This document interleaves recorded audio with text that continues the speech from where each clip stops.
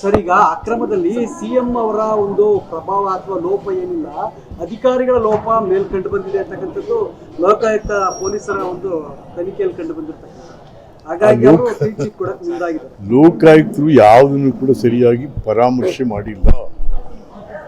ಸಿದ್ದರಾಮಯ್ಯನವರು chief minister ಮತ್ತು UD minister Suresh ಯಾರವರು ಬೈರತಿ ಅವರಿಬ್ರು ಮಾತುಕತೆ ಅವ್ರು ಪ್ರೆಸ್ ಮೀಟ್ ಮಾಡ್ತಾ ಇರುವಾಗ ಸಿದ್ದರಾಮಯ್ಯನವರು ಮೂಡಾದ ವಿಚಾರದಲ್ಲಿ ಇವರೇ ಹಿಂದ್ಗಡೆಯಿಂದ ಹೇಳ್ಕೊಟ್ರಲ್ಲ, ಇಲ್ಲೆಲ್ಲ ನನಗೆ 62 ಕೋಟಿ ಬರಬೇಕು ಅಂತೇಳಿ.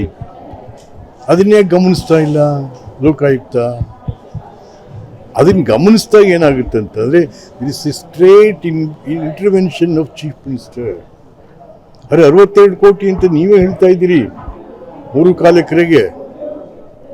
ನೀವೇ ಹೇಳಿದ್ಮೇಲೆ ಅಲ್ಲಿಗೇನಾಯಿತು? Yes, you are also a party for all this corruption charges.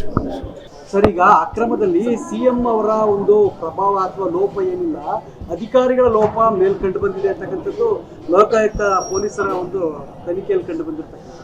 ಹಾಗಾಗಿ ಅವರು ಕ್ಲೀನ್ ಚಿಟ್ ಕೊಡಕ್ಕೆ ಮುಂದಾಗಿದ್ದಾರೆ. ಲೋಕಾಯುಕ್ತರು ಯಾವುದನ್ನು ಕೂಡ ಸರಿಯಾಗಿ ಪರಾಮರ್ಶೆ ಮಾಡಿಲ್ಲ.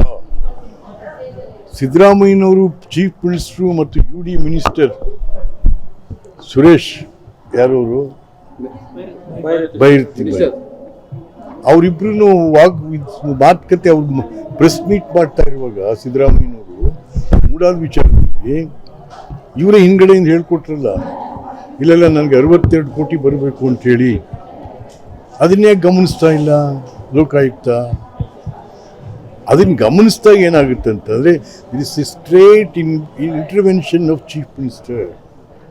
ಅರೆ 62 ಕೋಟಿ ಅಂತ ನೀವೇ ಹೇಳ್ತಾ ಇದ್ದೀರಿ 3.25 ಎಕರೆಗೆ. ನೀವೇ ಹೇಳಿದ್ಮೇಲೆ ಅಲ್ಲಿಗೇನಾಯಿತು? Yes, you are also a party for all this corruption charges.